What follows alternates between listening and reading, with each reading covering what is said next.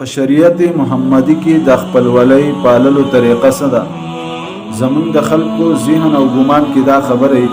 چې کوم یو سړی زما سره ښه کوي زه به د هغه سره ښه کوم، که هغه زما سره بد کوي زه به د هغه سره بد کوم، که هغه زما سره دعا سلام ساتي زه به د هغه سره دعا سلام ساتم، که زما سره دعا سلام نه ساتي زه به د سره دعا سلام نه ساتم.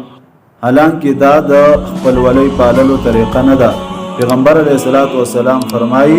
لیس الواصل بالمکافی، مکافات والا دا خپلولی پالل نه دي چې یو سړی ستا سره ښه کوي ته د هغه سره ښه کوي، که ستا سره بد کوي ته د هغه سره بد کوي. وایي دا خپلولي پاللو طریقه نه ده، دا خپلولي نه ده. ولکن الواصل، لیکن خپلولي دا ده اذا قطعت رحمه وصلها، کله چې ستا سره یو سړی هغه خپلولي کټ کول غواړي، ستانه رشته جدا کول غواړي او ته د هغه سره ښه کوې، د هغه سره مینه محبت کوې، هغه ته خواله رسوي، هغه ستا سره خبرې بندول غواړي ته د هغه سره خبرې کوې، هغه تا ته بد را رسول غواړي ته هغه ته ښه رسوي، دا خپلولي ده. نو دا په موږ او تاسو کې ډیر زیات دا کمی دی چې موږ ویل چې نه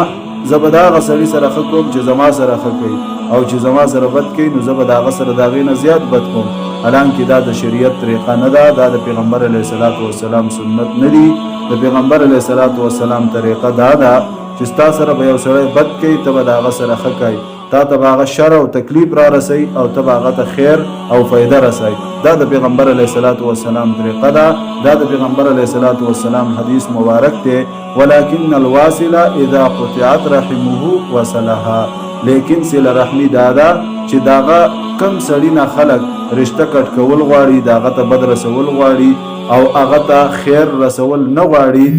داغه سره